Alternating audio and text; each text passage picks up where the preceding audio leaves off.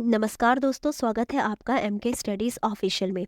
जैसे कि आप सभी जानते हैं कि हम सीटेट की प्रिपरेशन कर रहे हैं और आजकल हम सीडीपी के प्रीवियस ईयर के क्वेश्चन पेपर सॉल्व कर रहे हैं। अभी तक हमने 3 सेट सॉल्व कर दिए हैं। आज हमारा सेट नंबर 4th है, ठीक है। तो आज हमारी क्लास 4th है प्रीवियस ईयर एग्जाम पेपर्स की, सीडीपी की।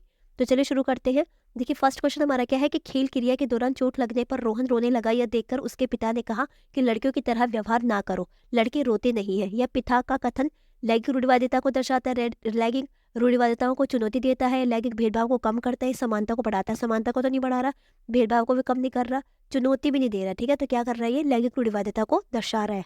नेक्स्ट हमारा क्या है, एक प्रगतिशील कक्षा में अध्यापक को अटल पाठ्यक्रम का पालन करना चाहिए। अटल मतलब कि जो मेन फोकस उसका स्टडी मटेरियल पे ही होना चाहिए, बिल्कुल नहीं विद्यार्थियों में प्रतिस्पर्धा पर बल देना चाहिए। कंपटीशन थोड़ी करवाना है स्टूडेंट से, तो ये भी नहीं होगा। ज्ञान की संरचना के लिए प्रचुर मौके अवसर प्रदान करने चाहिए, तो ये हमारा आंसर होगा, ठीक है। विद्यार्थियों को हमें क्या करना चाहिए, अवसर प्रदान करने चाहिए। नेक्स्ट हमारा क्या है, विद्यार्थियों को उनके अकादमिक अंकों के आधार पर नामांकित करना चाहिए, तो ये भी नहीं हो सकता। तो आंसर नंबर क्या होगा, 3rd होगा। नेक्स्ट हमारा क्या है, एक गतिविधि के दौरान छात्रों को संघर्ष करते देख एक अध्यापिका बच्चों को संकेत और इशारों जैसे क्या, क्यों, कैसे प्रदान करके ये फैसला लेती है।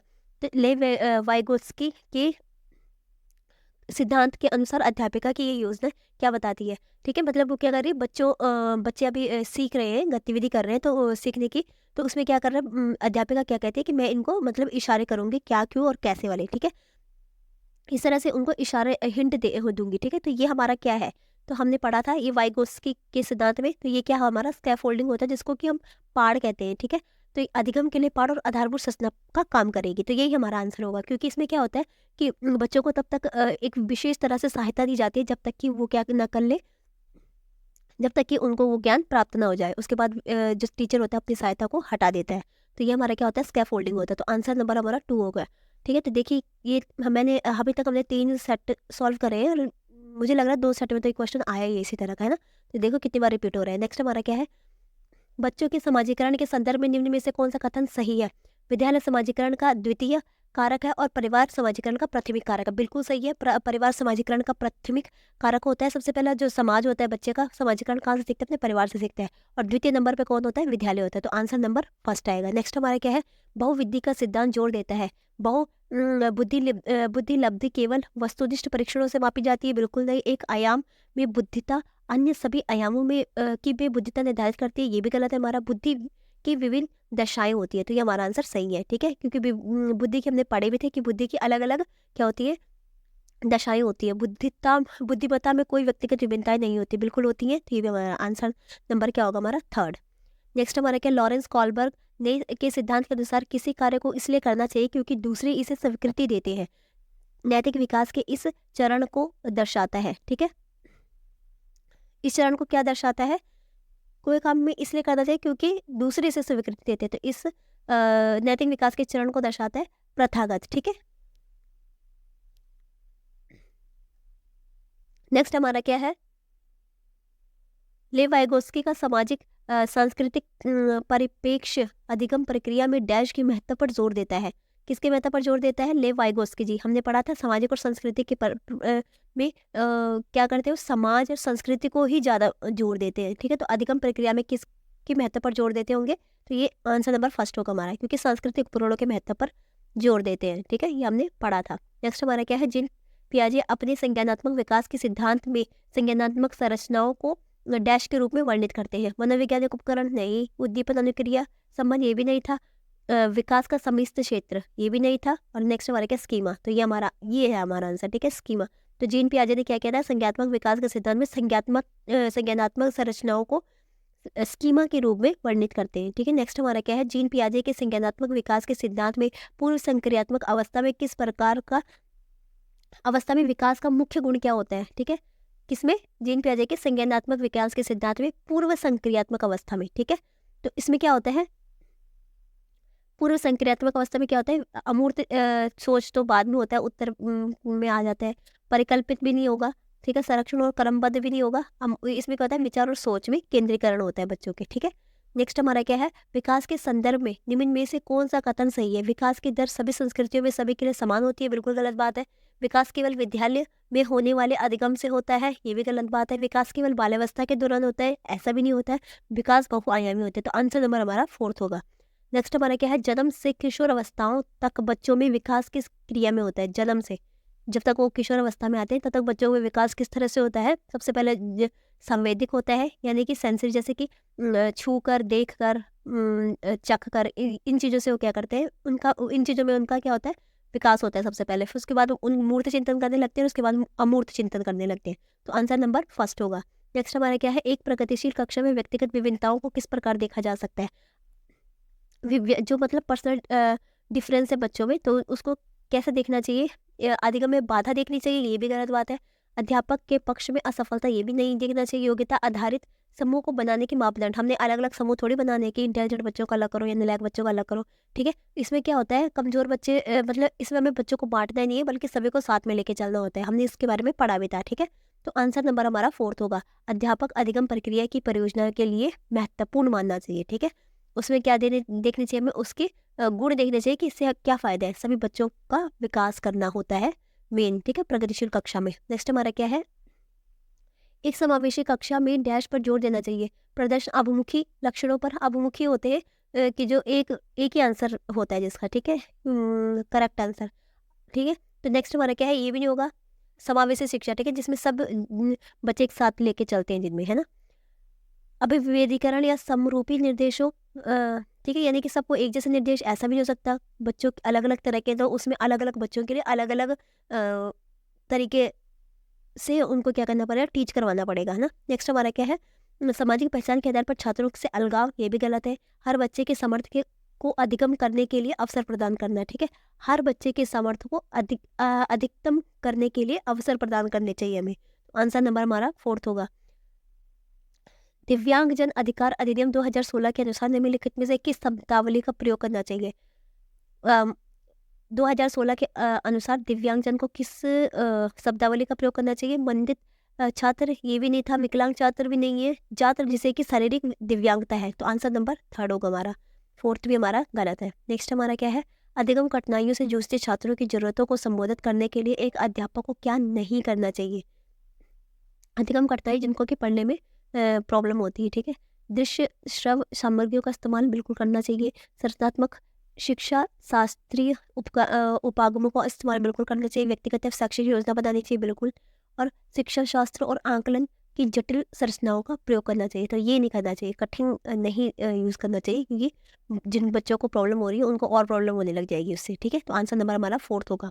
नेक्स्ट हमारा क्या है, सृजनात्मक की पहचान का प्रमुख लक्षण क्या है? कम परिज्ञानता या बोधगम्य, ये भी नहीं है।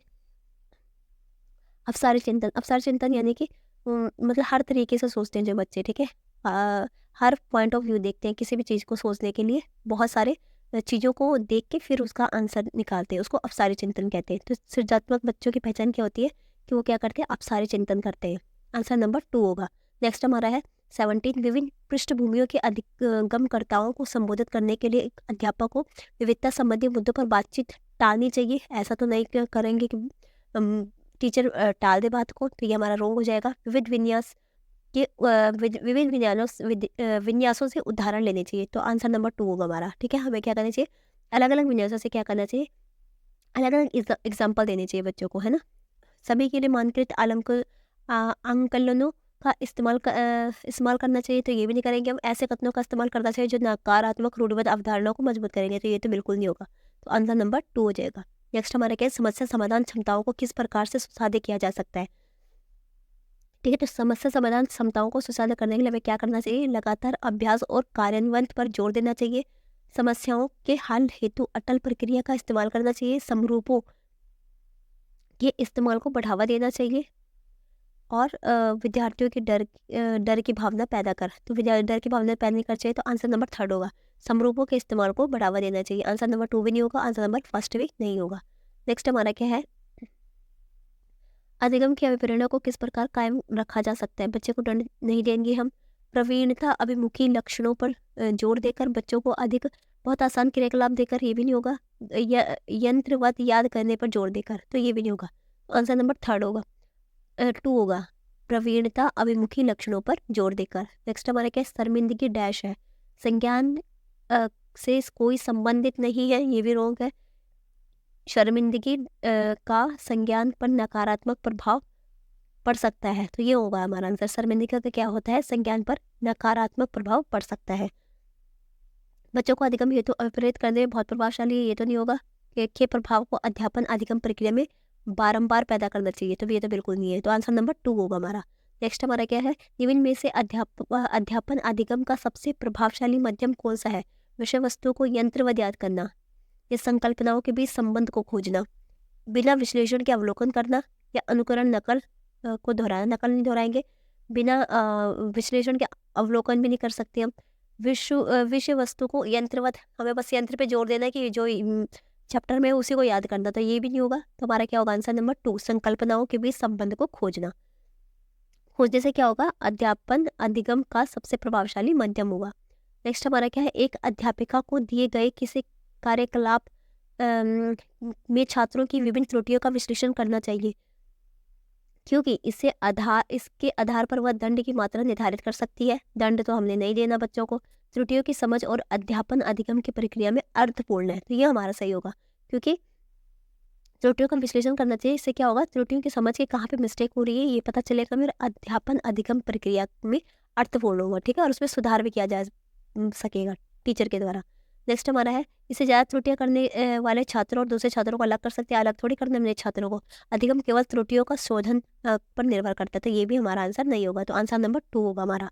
नेक्स्ट हमारा क्या, 23, बच्चों को सीखने में कठिनाई होती है जब सूचना अलग अलग टुकड़ों में प्रस्तुत की जाए। वे आंतरिक रूप से प्रेरित हो तब थोड़ी कठिनाई होती है, तब तो बल्कि बच्चे जल्दी सीखते हैं। अधिगम सामाजिक संदर्भ में हो, ये भी नहीं होगा। विषय वस्तु को बहु रूपों में प्रस्तुत किया गया हो, तो ये भी नहीं होगा। तो आंसर क्या होगा, फर्स्ट हमारा कि अगर बच्चों को सीखने में कठिनाई होती है जब सूचना को अलग अलग तोड़कर प्रस्तुत की जाए, ठीक है, तो हमारा आंसर नंबर फर्स्ट हो जाएगा। नेक्स्ट हमारा क्या है, अधिगम की सर्वोत्तम अवस्था कौन सी है। उच्च उत्तेजना और भय तो नहीं होगा, भय भी नहीं होगा इसमें। संतुलित उत्तेजना और कोई भय नहीं होगा, है ना, तो आंसर नंबर 3 होगा। उत्तेजना हमारा क्या होना चाहिए, संतुलित होना चाहिए। नेक्स्ट हमारा क्या है, तो आंसर नंबर 3 होगा। 25 क्या हमारा, अधिगम का संरचनात्मक विचार यह सुझाव देता है कि ज्ञान की संरचना में बच्चों की कोई भूमिका नहीं होती। गलत बात है, बिल्कुल होती है भूमिका। बच्चे पूर्ण रूप से वयस्कों पर निर्भर करते हैं, ये भी गलत बात है। बच्चे सक्रिय भूमिका निभाते हैं, ठीक है, तो बच्चे जब सक्रिय होंगे तभी वो क्या करेंगे, अधिगम का संरचनात्मक विचार यह सुझाव देता है, ठीक है, तभी उनका क्या होगा, संरचनात्मक विकास होगा, जब बच्चे सक्रिय भूमिका निभाएंगे। नेक्स्ट हमारा क्या है, अधिगम के लिए निम्न में से कौन सी धारणा उपयुक्त है। योग्यता सुसाध्य, योग्यता अटल, या प्रयासों में कोई फर्क नहीं पड़ता, या असफलता अनियंत्रित, ये भी गलत है, ये भी गलत है। योग्यता अटल या योग्यता क्या होनी चाहिए, सुसाध्य, यानी कि सुधारने वाली होनी चाहिए, ठीक है, अगर कोई मिस्टेक हो रही है तो उसको इम्प्रूव किया जा सके, धीरे धीरे इम्प्रूवमेंट हो उसमें, ठीक है, तो आंसर नंबर फर्स्ट होगा। नेक्स्ट हमारा क्या है, निम्न में से कौन सी परिपाटी विद्यार्थियों में संकल्पनात्मक समझ में बढ़ोतरी करने में सहायक होती है, ठीक है, तो क्या हमारा है, प्रतिस्पर्धा तो बिल्कुल नहीं होगा। पाठ्य पुस्तक केंद्रीय शिक्षा सिर्फ पाठ्य पुस्तक पे ही डिपेंड रहना, ये भी नहीं होगा। बारंबार परीक्षाएं करना, तो ये भी नहीं होगा। अन्वेषण, ठीक है, और संवाद, यानी कि इंक्वायरी करना और साथ में क्या करना, उनसे बातचीत करना, तो ये हमारा आंसर होगा। नेक्स्ट हम आंसर नंबर 4। नेक्स्ट हमारा क्या है, एक कार्य के दौरान साइना स्वयं से बात कर रही है कि वह कार्य पर किस प्रकार प्रगति कर सकती है। लेव वाइगोस्की की भाषा और चिंतन सोच के बारे में दिए गए विचारों के अनुसार इस तरह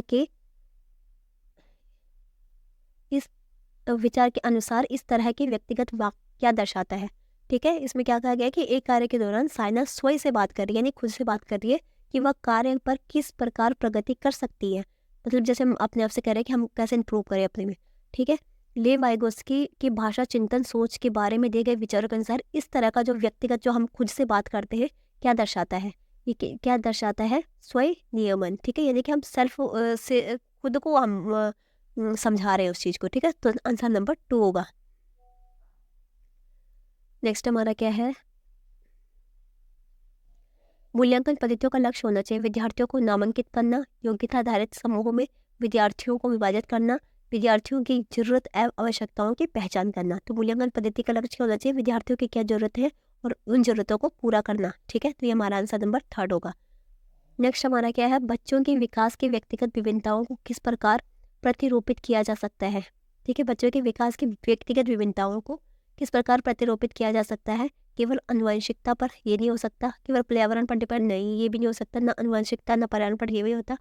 आनुवंशिकता एफ पर्यावरण की पारस्परिकता। ठीक है, दोनों का इसमें क्या होगा, दोनों का रोल निभाकर। ठीक है, तो बच्चों के विकास में व्यक्तिगत विभिन्नताओं को आनुवंशिकता पर्यावरण की पारस्परिकता पर प्रतिरूपित किया जा सकता है। ठीक है, तो ये थे हमारे CDP के 30 क्वेश्चन। आई होप आपको क्लासेस अच्छी लग रही होंगी।